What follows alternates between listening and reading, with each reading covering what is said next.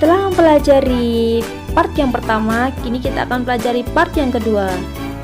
Silahkan disimak. Nah, pada part yang kedua ini kita akan pelajari mengenai faktor-faktor sosial yang mempengaruhi dakwah Rasulullah periode Mekah, kemudian meneladani strategi dakwah Rasulullah dalam konteks keindonesiaan dan globalisasi, dan yang terakhir yaitu hikmah dari adanya strategi dakwah Rasulullah. Mari kita uraikan faktor-faktor apa saja yang mempengaruhi dakwah Rasulullah periode Mekah. Nah, tahukah kamu bangsa Arab sebelum datangnya Islam disebut dengan bangsa jahiliyah? Jahiliyah berasal dari kata jahlun yang artinya bodoh. Nah, sampai sini paham ya kenapa bangsa Arab sebelum datangnya Islam disebut sebagai bangsa jahiliyah? Oke. Beberapa contoh kebodohan yang dilakukan oleh bangsa Arab sebelum datangnya Islam diantaranya kebiasaan dalam menyembah berhala yang dianggap sebagai Tuhan, padahal berhala tersebut mereka yang membuatnya.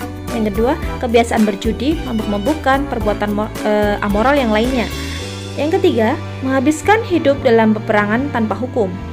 Yang keempat, seluruh jazirah Arab pada waktu itu dikasta-kastakan dan didominasi oleh laki-laki, dan perempuan dianggap tidak memiliki hak dan kehormatan. Seperti itulah kebodohan yang dilakukan oleh bangsa Arab sebelum Islam datang.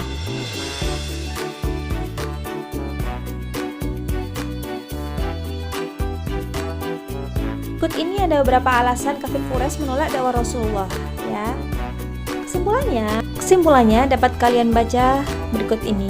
Nah, di sini ada berdasarkan 4 alasan tersebut. Kenapa ya? Kemudian yang selanjutnya itu meneladani strategi dakwah Rasulullah periode Mekah. Yang pertama berdasarkan Quran Surah Al-Baqarah ayat 256. Yang kedua, Quran Surat Al-Kafirun ayat 6. Dan yang terakhir yaitu Quran Surat An-Nahl ayat 125.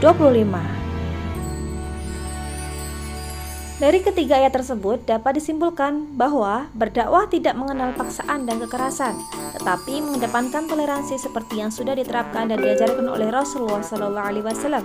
Kemudian, hikmah atau pelajaran yang dapat diambil dari materi yang telah kita pelajari antara lain, yang pertama, Allah memerintahkan supaya mengajak manusia dengan cara yang baik, penuh hikmah dan bijaksana, serta memberi contoh dalam kehidupan.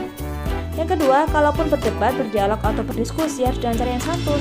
Yang terakhir yaitu hanya Allah yang berhak menjadi hakim yang maha mengetahui siapa yang tersesat dan siapa yang mendapat hidayah. Terima kasih.